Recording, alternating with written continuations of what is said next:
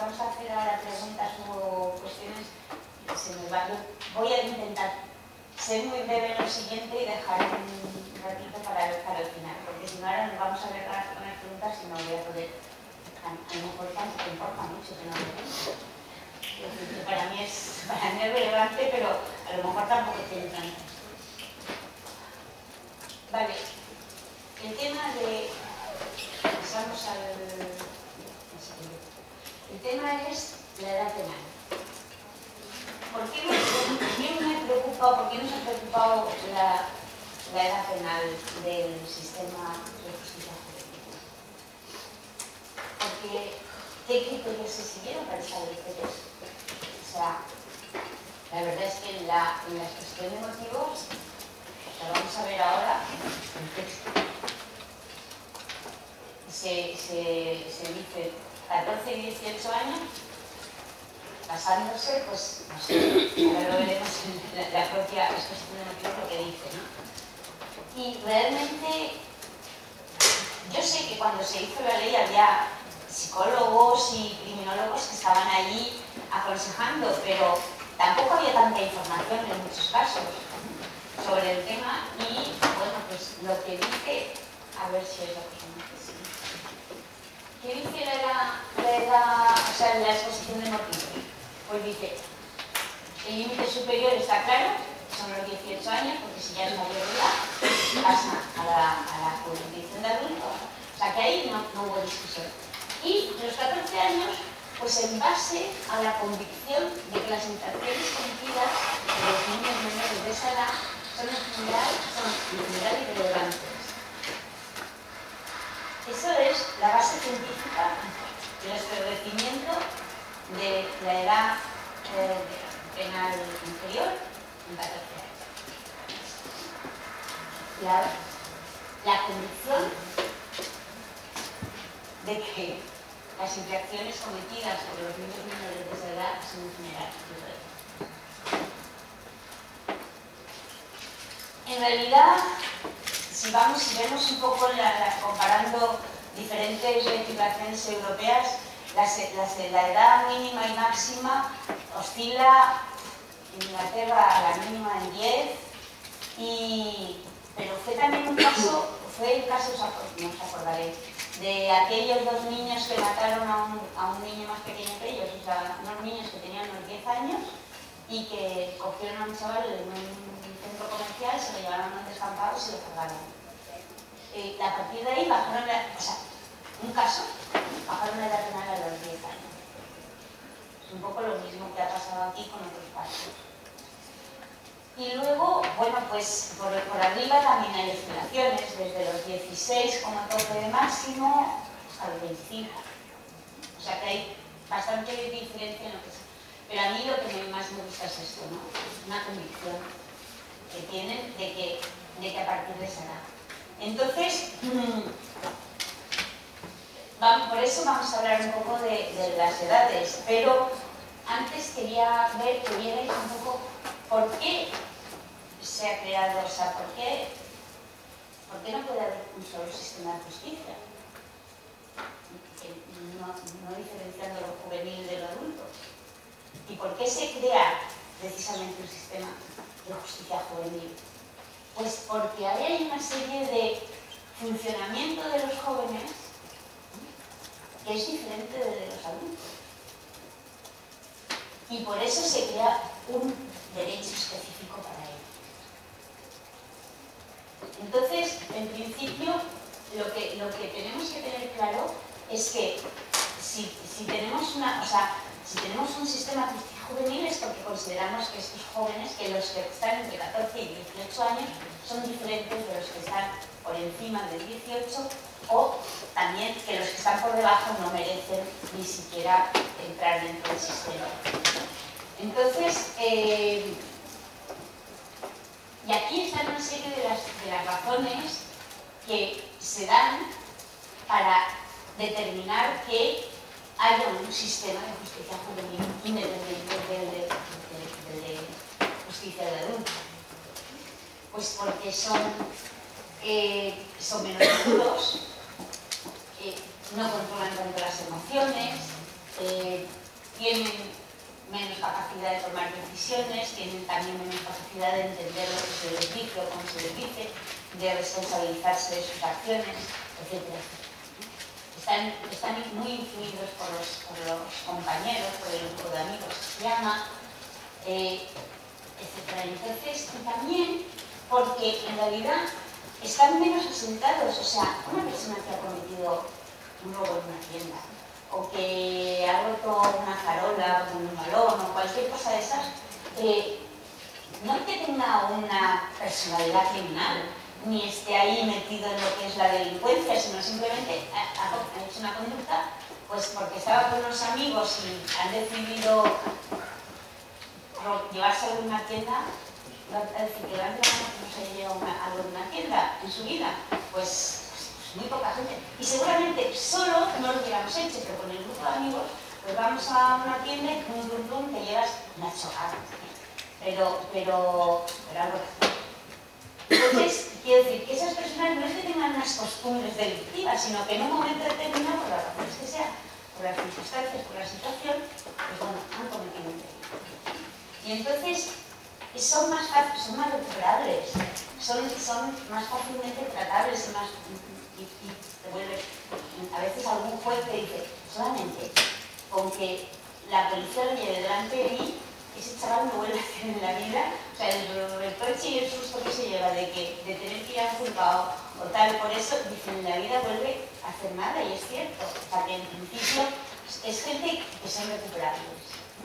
Entonces, por eso hay un sistema diferente que no tiene tanto en cuenta las penas, el castigo, etcétera, ni el tipo de delito que se ha cometido, sino que lo que intenta es devolver a esa persona a la sociedad. Entonces,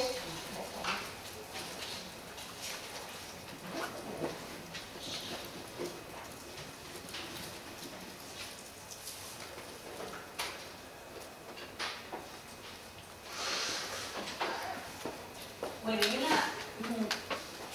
y por eso bueno, se les atribuye una responsabilidad atenuada, porque la culpabilidad que se basa en amar a la persona que es alguien, etcétera, y en las intenciones y aquí ya los términos públicos ya ir para allá y no quiero saber nada. Es decir, que también tiene una culpabilidad disminuida por sus propias capacidades y por sus intenciones, ¿no? Y entonces que se necesita una... No sé qué cambio algo. Vale. Entonces lo que aparece, el sistema de justicia juvenil existe porque entre los 14 y los 17 años son un grupo. Y entonces tienen que ser tratados diferentes, de forma diferente. Si no, ¿para qué necesitábamos un sistema de justicia juvenil? Entonces, ¿por qué límite? O sea, a ver, de 13 a 14 años cambia un sujeto antes de cumplir el día antes y el día después. ¿Se acuerdan de un caso de un chaval que celebrando su cumpleaños hicieron, es que no me acuerdo ahora muy bien quién es, cometieron un delito y él todavía no lo había cumplido, pero sus amigos sí o algo así? Entonces, de todo el grupo, unos pasaron a la jurisdicción de menores y otros pasaron a la jurisdicción de adultos. La conducta le ha sido la misma, la respuesta completamente diferente. Simplemente por un día. No sé si fue al revés, que es que los había cumplido ya y entonces lo... Pero quiero decir, por una hora, 5 horas, la respuesta que tiene el sistema, los sistemas, va a ser completamente diferente. Y lo mismo pasa con los mayores de 18 años. Con el agravante, a ver, no voy a hablar, tengo aquí puesto esto de los menores de 14 años, pero no voy a hablar de ello porque es otro tema, es otro tipo de tema. Y porque además, por ejemplo, la profesora Fernández Molina tiene una publicación, que no lo voy a traer aquí, sobre ese tema. O sea, ¿hasta qué punto se deberían tener en cuenta los menores de 14 años o no? Yo lo que voy a hablar es de la franja de 18 a 21. En la ley, o sea, y aquí tienen el anteproyecto, se dijo que los sujetos entre 18 y 21 años podrían pasar a la jurisdicción de menores siempre que se cumplieran ciertas condiciones. Esto se fue cambiando, se fue eso, pero en la ley inicialmente aparecía. Cuando se publicó la ley, uno de los problemas que tenían era que la verdad es que todas las comunidades autónomas que tenían que hacer cargo de la intervención con menores estaban absolutamente obsesionadas con que tenían que empezar a construir centros de internamiento de tal, porque iba a haber un cambio. Ya han visto la subida que había en la judicialización y pensaban que iban a tener que construir centros y tener una serie de recursos que no tenían. Entonces, por ese miedo de que además incluían a los mayores de 18 a 21, en algunos casos, no en todos, pero en algunos casos, pues la cosa se iba a desmadrar. Y entonces, cuando apareció la ley, lo que se hizo es se retrasó la puesta en funcionamiento de ese artículo por 2 años. Así que, bueno, dentro de 2 años la cosa ya estará más clara, todos sabremos más o menos qué es lo que va a pasar y podremos decidir qué hacemos con los mayores de 18 años. Lo que decían era, ese grupo de edad puede, o sea, dependiendo del tipo de delito, si no es reincidente, de su nivel de madurez, etc., podrá de alguna forma pasar a la... No era por el tipo, o sea, el tipo de delito importaba, pero sí, fundamentalmente hacía hincapié en el nivel de madurez. Porque es lo que yo digo, ¿qué diferencia hay entre uno que tiene 17 y 360 días y el que tiene 18 años, justo, o sea, que no se acaba de cumplir ninguno? Entonces, bueno, luego, ¿qué pasó? Al final se derogó esa ley. O sea, se fue retrasando por 5 años en el segundo caso y al final se derogó totalmente y ya ni se ha puesto en funcionamiento ni se prevé que se ponga en funcionamiento. Y entonces, a mí sí que es un tema que me ha preocupado, o sea, porque pienso que la diferencia de tratamiento que reciben en un caso y en otro es muy importante. Yo creo que aquí en Cataluña hay una cárcel específica de jóvenes adultos, que les llaman. En la mayoría de los casos no los hay, o sea, en la mayoría de las epidemias no las hay, con lo cual pasan directamente, o sea, a la cárcel normal de Ocaña o de Rueda de la Marcha o de cualquier cosa.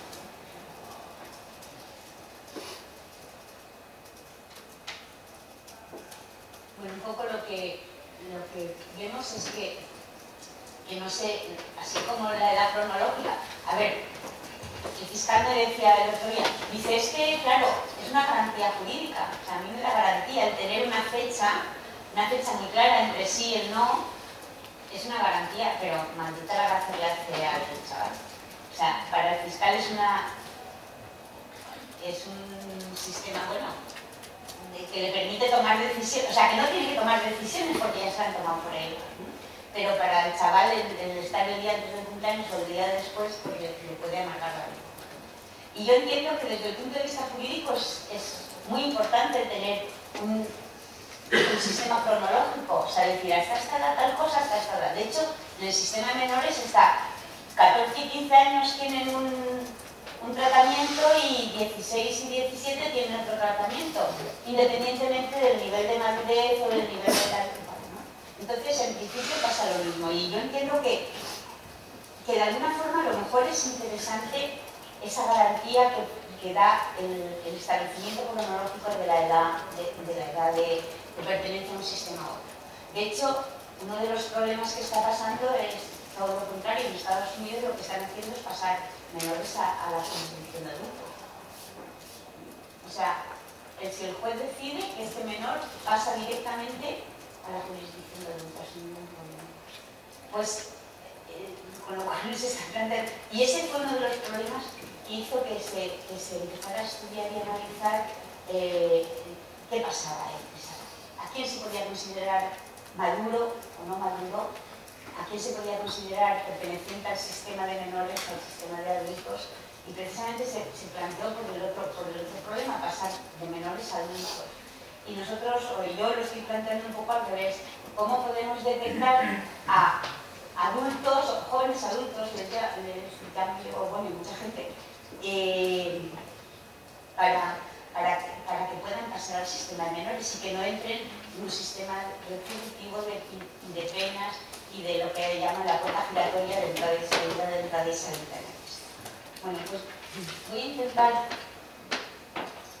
sí, muy rápido, porque en realidad el concepto de madurez, claro, los juristas y los legisladores dicen es que es muy difícil determinar la madurez. Bueno, pues psicólogos y bueno, una fundación en Estados Unidos empezó, o sea, con este problema de pasar menores a la legislación de adultos, decidió que, bueno, empezar a estudiar cómo se podía analizar y estudiar la madurez. O sea, si se podía determinar el estado de madurez. Y voy a ir muy rápido porque me he dado cuenta que no sé si tiene... La madurez y la edad, bueno, la madurez, la fruta está madura cuando está en su punto.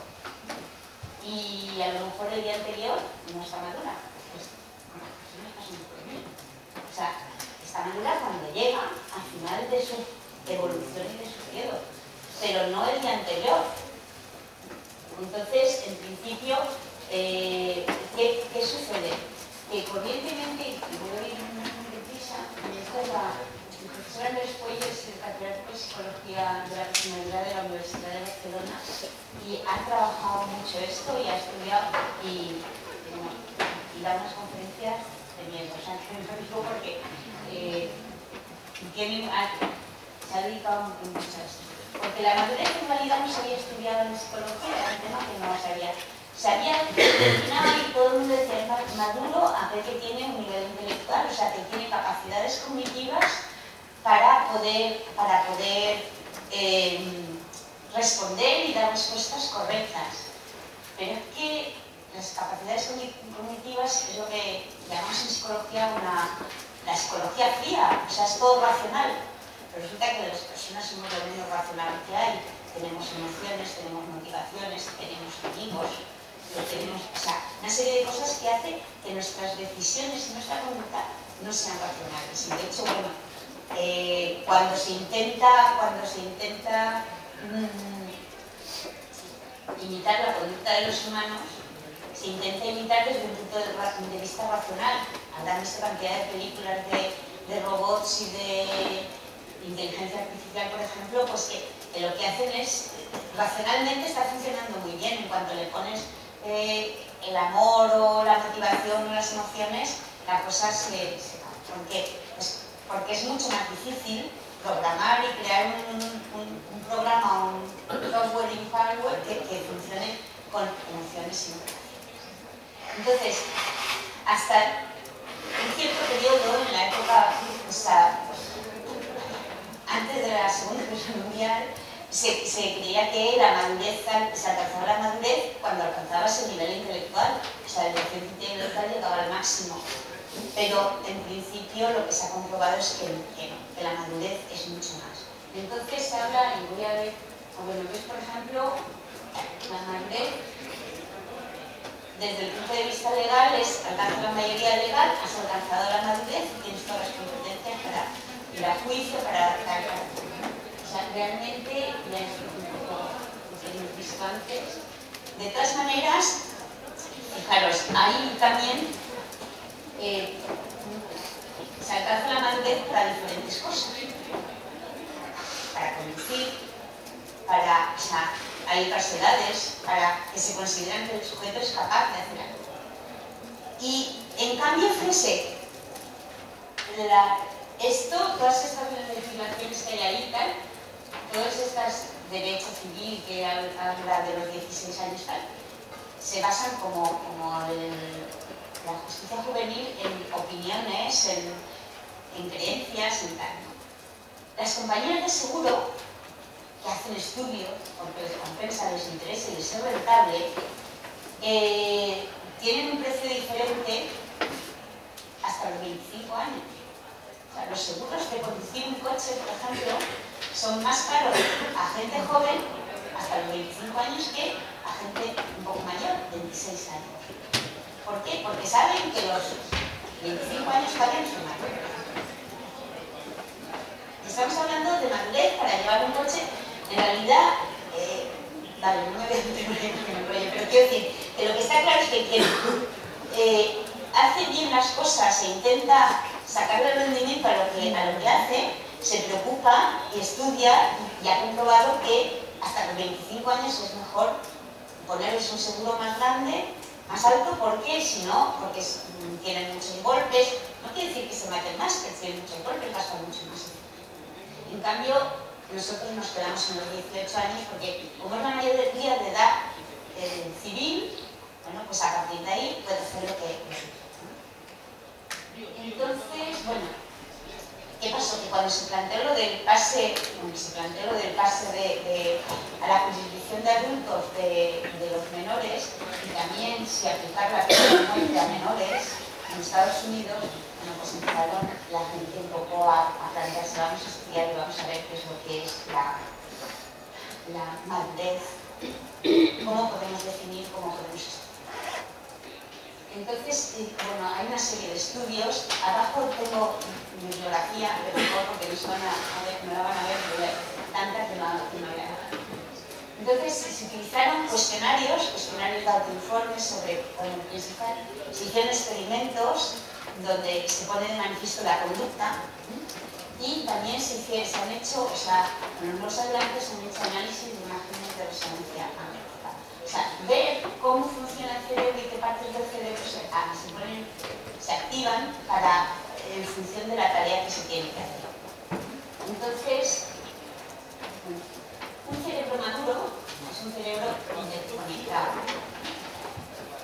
Esto no me voy a eso porque de parte no, pero quiero decir que en principio podemos ver si un cerebro está más maduro o menos porque hay más interconexiones neuronales. O sea, en realidad, toda la memoria, el pensamiento, todo nuestro conocimiento está metido en esas interconexiones. Cuanto más interconexiones, mejor, más inteligentes, más memoria tenemos, más capacidades intelectuales. Ahora, también hay problemas con las áreas cerebrales que se ponen en funcionamiento en función de las motivaciones o de las emociones, etc. Entonces, no es solamente interconexiones, no son solamente redes neuronales que funcionan automáticamente desde un punto de vista racional. Por ejemplo, se les ha enseñado a los ordenadores a jugar al ajedrez y a veces ganan resultando con esto. En cambio, no son capaces la gente ni siquiera de enseñar a un ordenador para que lea bien y distinga lo que es la forma y el fondo. A pesar de lo que aparece por ahí en las pero sí que conoce imágenes en blanco y negro, etcétera, y distingue claramente, pero hay muchas cosas que no es capaz de distinguir. Y luego ya se le meten emociones. Esto es la predicción del cerebro individual por la madurez. Lo que vemos es que las mujeres son más maduras más temprano en función de la edad y los hombres pues les cuesta un poquito más, pero es normal. Quiero decir que es lo que vemos todos cuando vamos a una clase de sexto, de séptimo, vemos las niñas que ya son mujercillas y los niños que todavía son tíos. Entonces, bueno, eso es cierto que la mujer madura siempre. Y luego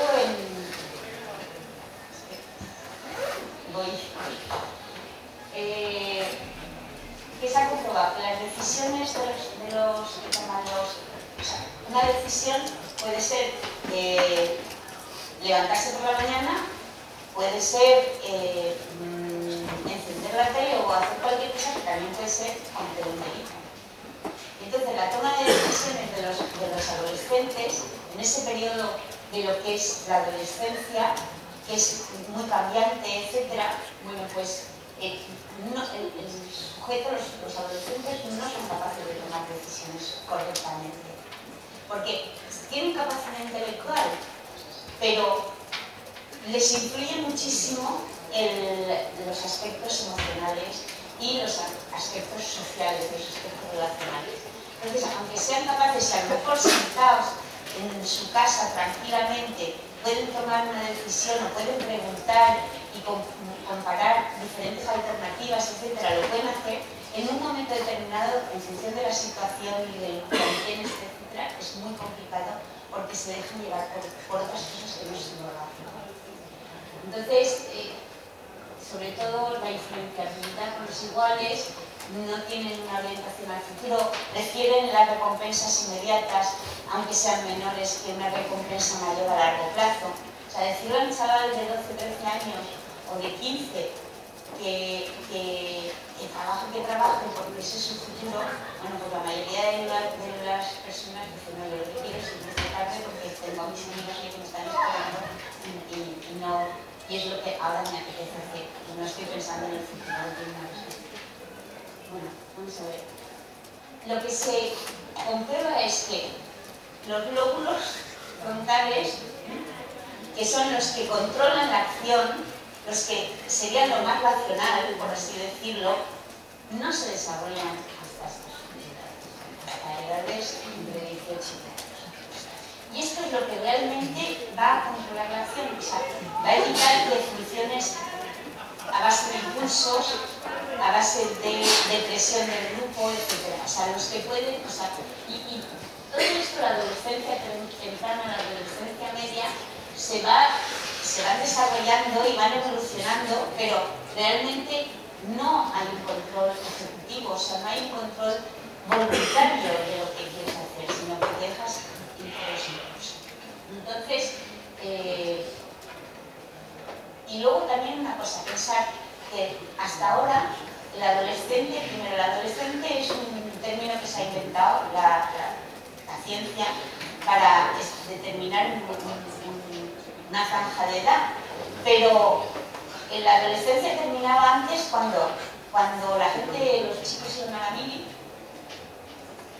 pasaban de golpe y porrazo de ser niños a ser hombres, volvían hechos infantes, que se decía, ¿no? Y con las mujeres había otros sistemas que también en ciertos grupos sociales que se presentaban en sociedad, se vestían de largo, se le ponían medias en vez de llevar calcetín, cosas de esas que de repente pasabas de niño a adulto. Actualmente no existen esos pasos, esos rituales de paso, que las hay en las sociedades primitivas, pero en nuestra sociedad no la hay. ¿Y qué pasa? Que ese periodo de pasar de niño a adulto, pues va desde los 12 hasta los 25.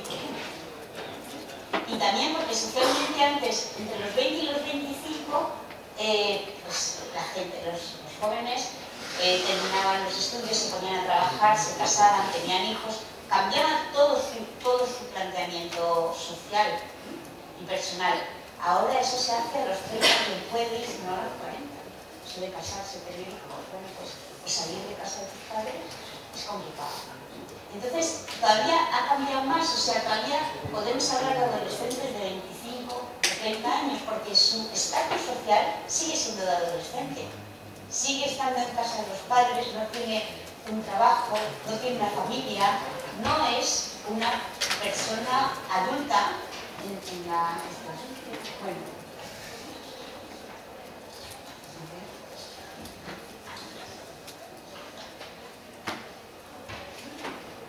Nada.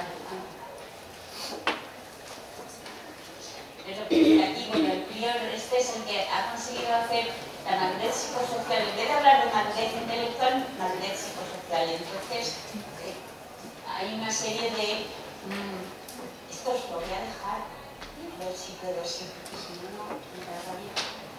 Bueno, estos son cómo se han hecho ciertos experimentos y esto es lo que se ha encontrado.